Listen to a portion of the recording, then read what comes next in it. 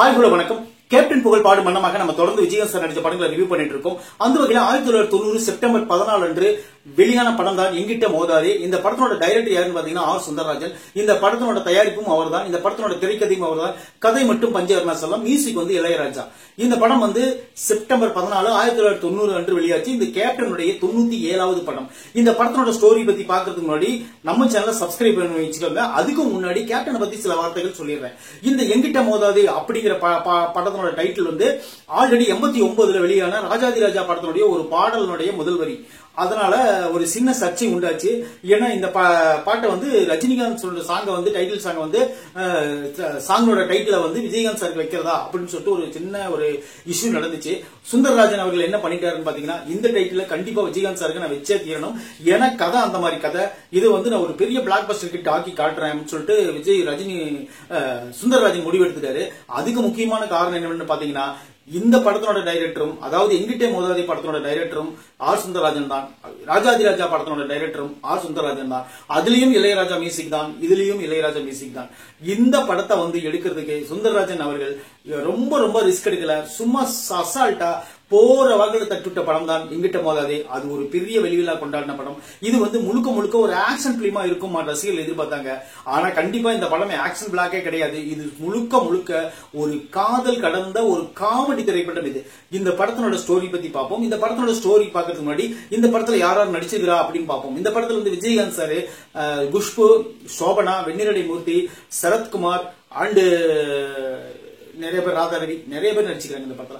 இந்த படத்தோட ஸ்டோரி பத்தி பார்ப்போம். இந்த படத்தோட ஸ்டோரி என்ன பாத்தீங்கன்னா, மனோரமா அவங்களோட பையன் தான் விஜயகாந்த் சார். விஜயகாந்த் சார் வந்து ஸ்கூல் வாத்தியாராக இருப்பாரு. அந்த ஊருக்குள்ளேயே ஒரு ஸ்கூல் நடத்தி அந்த வாத்தியாராக இருப்பாரு. இப்போ வந்து அவங்க மாமன் பொண்ணு குஷ்பு, விஜயகாந்த் சாரோட மாமன் பொண்ணு குஷ்பு, அவங்க அம்மா வந்து வடிவுக்கரசி. இது வந்து ஒரு டீம். இப்போ இன்னொரு டீம் இருக்கு. அது என்ன டீம்னு பாத்தீங்கன்னா, அந்த ஊரு கோயிலினுடைய தர்மகர்த்தா பொண்ணு சோபனா. அவங்க என்ன பண்றாங்கன்னு பாத்தீங்கன்னா, அந்த ஊர்ல வந்து முதல் முறையா இறங்குறாங்க. இறங்கும் போது அவங்க பெரிய ஒரு ரவுடியா, அதாவது வந்து ஒரு பஜாரி மாதிரி வந்து இறங்குறாங்க. அவங்க பேரு இந்த படத்துல மல்லிகா. அதாவது வந்து என்ன பாத்தீங்கன்னா, என்னென்ன ஒரு தப்பு செய்ய முடியுமோ எல்லா தப்பையும் ஏழைகளுக்கு செய்யறாங்க. அதுதான் சோபனாவோட கேரக்டர் இந்த படத்துல. இது எல்லாத்துக்கும் சரியான பதிலடி கொடுக்கக்கூடிய ஆள் யாருன்னு பாத்தீங்கன்னா விஜயகாந்த் சார் தான். இந்த முதல்ல ஆரம்பிக்கிற விஷயம் எப்படி காதலா முடியுது அப்படிங்கறத இந்த படத்தினுடைய மொத்த கதை. இப்ப என்ன ஆகுதுன்னு பாத்தீங்கன்னா, தலைவர் குஷ்பு ரொம்ப விருப்பமா மாமா மேல விருப்பமா இருப்பாங்க. கட்டுனா மாமனை தான் கட்டணும் அப்படின்னு சொல்லிட்டு விருப்பமா இருப்பாங்க. ஆனா குஷ்புவை விஜயகாந்த் சாரு விரும்ப மாட்டாரு. ஆனா இருந்தாலும் ஒரு ஈடுபாடோட ஒரு அக்கறையோட வச்சிருப்பாரு. இப்ப என்ன ஆகுதுன்னு பாத்தீங்கன்னா, குஷ்புவோ ஒன் சைடா ஒருத்தர் விரும்பிட்டு இருப்பாரு. அது யாருன்னு பாத்தீங்கன்னா, சோபனாவுடைய அண்ணன் நிழல்கள் ரவி. அவர் வந்து கொஞ்சம் குழந்தைத்தனமா பேசக்கூடிய ஒரு கேரக்டர் இந்த படத்துல நடிச்சிருப்பாரு. இப்ப என்ன ஆகுதுன்னு பாத்தீங்கன்னா, அவர் வந்து ஒன் சைடா குஷ்பு விரும்ப, குஷ்பு வந்து முழு நேரமும் விஜயகாந்த் சார் மேல உயிரா இருக்க, அப்புறம் என்ன ஆகுதுன்னு பாத்தீங்கன்னா, இந்த குழப்பத்தை உருவாக்கி சோபனா வந்து எப்படியாவது குஷ்பு தன்னோட அண்ணனுக்கு கல்யாணம் பண்ணி வச்சிடணும், விஜயகாந்த் சாருக்கு சேர விடாம குஷ்புவை அண்ணனுக்கு கல்யாணம் பண்ணி வச்சிடணும் அப்படின்னு சொல்லி ஒரு சின்ன கிரிட்டிக்கலான ஒரு விஷயம் பண்றாங்க. என்னன்னு பாத்தீங்கன்னா, விஜய், அதாவது பாண்டியன், விஜயகாந்த் சார் பேரு, பாண்டியன் வந்து என்னதான் லவ் பண்றாரு அப்படின்னு சொல்லிட்டு சோபனா சொல்ல, குஷ்பு வந்து நான் ஒத்துக்க மாட்டேன், நம்ப மாட்டேன்னு சொல்ல, நான் வந்து அவர் விரும்புறதை நிரூபிக்கிறேன்னு சொல்லிட்டு அவங்களோட சேர்ந்து நெருக்கமா இருக்க மாதிரி காட்ட, இவங்க என்ன பண்றாங்கன்னா நம்பிட்டு நிழல்கள் ரவியை கல்யாணம் பண்ணிக்கிறாங்க. அதுக்கப்புறம் மனசு வெக்ஸ் ஆகி விஜயகாந்த் சார் ஒரு சபதம் எடுக்கிறாரு, நீ என்னைக்கு எங்களை ஏமாத்துனியோ இதனால நீ என்ன பண்றது தெரியுமா, நீ தான் என்னோட மனைவியா வரணும், இந்த சபதத்துல நான் ஜெயிச்சு காட்டுறேன் அப்படின்னு சொல்லிட்டு எங்கிட்ட மோதாதுன்னு சொல்லிட்டு விஜயகாந்த் சார் அதுக்கப்புறம் எடுத்து வைக்கிற ஒவ்வொரு ஸ்டெப்பும் காமெடியாவும் கலகலப்பாவும் நல்ல ஒரு என்டர்டெயின்மெண்டாவும் முடிஞ்சிருச்சு இந்த படம். இந்த படத்துல நடிச்சுக்கிற எல்லாருமே சிறப்பான நடிப்பா கொடுத்திருக்காங்க. குறிப்பா சொல்லணும்னா அந்த குஷ்பனோட கேரக்டர் எனக்கு ரொம்ப பிடிச்சிருந்துச்சு. அவங்க மாமா மேல அவ்வளவு உசுரா இருக்கிறாங்க. இருக்கும் போதும் தன்னோட காதல் வந்து உண்மையான காதல் இல்ல, மாமா புரிஞ்சுக்கல அப்படிங்கறத புரிஞ்சுக்கிட்டு இவங்க உசாரா என்ன பண்றாங்கன்னு பாத்தீங்கன்னா, நிழல் ரவி கல்யாணம் பண்ணிக்கிறாங்க. நிழல் ரவி எப்பேற்பட்ட கேரக்டர் பாத்தீங்கன்னா, அவருக்கு ஒண்ணுமே தெரியாது. ஆனா இருந்தாலும் அவரை வச்சு குஷ்புவோடால அவர் வந்து ஓரளவுக்கு நல்ல நாலேஜோட வந்துருவாரு. அது ஒரு விஷயம், அது தனி டிபார்ட்மெண்ட்.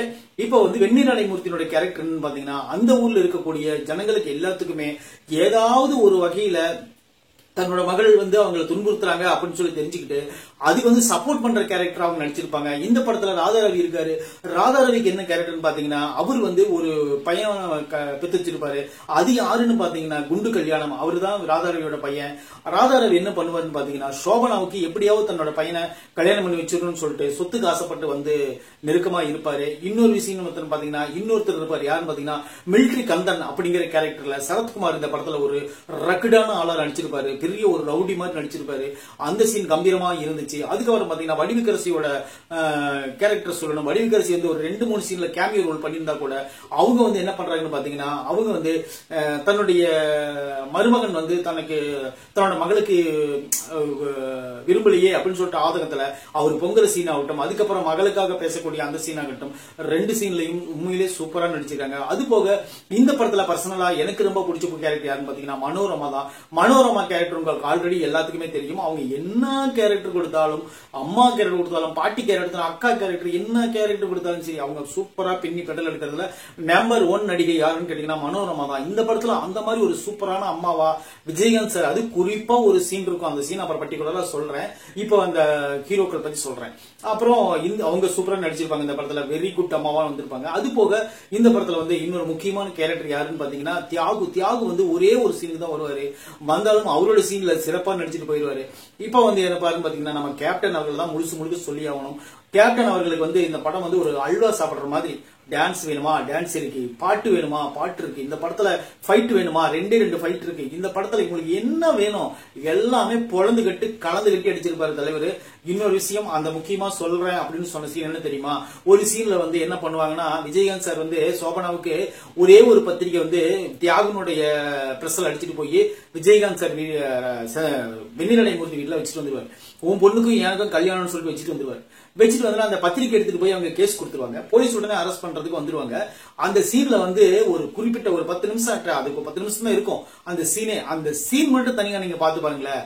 பெர்ஃபார்மன்ஸ் என்ன பெர்ஃபார்மன்ஸ்னு மனோரமாவும் சரி விஜயகாந்த் சாரும் சரி 2 பேரும் போட்டி போட்டு நடிச்சிருப்பாங்க. இவங்க போய் சொல்லிக்கிட்டே இருப்பாங்க, என் பையன் பத்திரிக்கை அடிக்கல, அந்த பொண்ணு தான் பத்திரிக்கை அடிச்சுட்டு வந்து என்கிட்ட கெஞ்சிச்சு அப்படின்னு சொல்லிட்டு பொய்யா பேசிக்கிட்டு இருப்பாங்க மனோரமா. விஜயகாந்த் சார் பக்கத்துல வந்து கேட்பாரு, நான் எப்ப சொன்ன அப்படின்னு, கம்மனரா நீ சொன்ன அப்படின்னு சொல்லிட்டு ஆமாமா சொன்ன அப்படின்பாரு உடனே.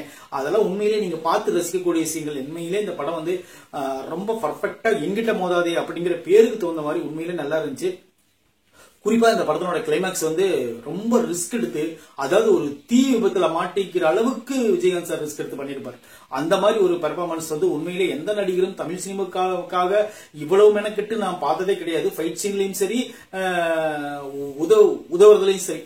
உண்மையிலே இந்த மாதிரி ஒரு நல்ல மனிதரை நான் மிஸ் பண்ணிட்டேன்னு சொல்லி தான் நான் வருத்தப்பட்டு இருக்கிறோம். அது போலதான் இந்த படத்துல விஜயகாந்த் சார் வரக்கூடிய சீன்கள் எல்லாமே நம்மளுக்கு வந்து அவரு மால் ஸ்மார்ட்டா இருப்பாரு. அந்த படத்துல வேற லெவல். நீங்க வந்து பாத்தீங்கன்னா அந்த எங்கிட்ட மோதாதே அந்த சாங்குக்கு அந்த பேருக்கும் விஜயகாந்த் சார்னுடைய அந்த கெட்டப்புக்கும் அந்த மாதிரி சூப்பரா இருக்கும். அதெல்லாம் உண்மையிலே நல்லா இருந்துச்சு. காமெடி நிறைய காமெடி படத்துல இருக்குது. ஒரு தேக்கில செஞ்சது போல அம்மா தாடி அந்த பாட்டு இந்த படத்துல தான் இருக்குது.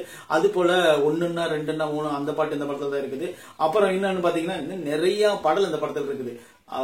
இது பாட்டுல எல்லா பாட்டிலும் சூப்பரா ஆக்டிங் பண்ணிருப்பாரு. அவர் டான்ஸும் சரி, அவர் காஸ்டியூமும் சரி, எல்லாமே பர்ஃபெக்டா இருக்கு அந்த படத்துல. அது போல இந்த படத்தோட மியூசிக் யாருன்னு பாத்தீங்கன்னா இளையராஜா தான். அவருடைய பாடல்கள் என்னைக்குமே குறைய இருக்காது. அது போலதான் இந்த படத்துலயும் பெரிய ஒரு மாற்றத்தை ஏற்படுத்தி இருப்பாரு. இந்த படத்துல பாட்டுல எல்லா பாட்டும் ஹிட். ஒரு பாட்டு 2 பாட்டு ஒரு படத்துல ஹிட் ஆகுறதே ஒரு பெரிய விஷயமா இருக்கு இந்த காலத்துல. அப்ப வந்து ஒரு எல்லா பாட்டு கிட்டு கொடுக்குறது யாருன்னு கேட்டீங்கன்னா இளையராஜா தான். அந்த அளவுக்கு ஒரு கிட்டான ஒரு சூப்பரான ஒரு மெலோடி ஆகட்டும், ஒரு குத்து சாங் ஆகட்டும், ஒரு என்ட்ரி சாங் ஆகட்டும், எல்லாத்தையும் பிச்சு உதறி இருப்பாரு. கலாய்க்கிற சாங் ஆகட்டும், எல்லாமே சூப்பரா இருக்கு இந்த படத்துல. இந்த படத்தோட பெரும்பாலான ஷூட்டிங் வந்து கோபியில தான் எடுத்திருப்பாங்க.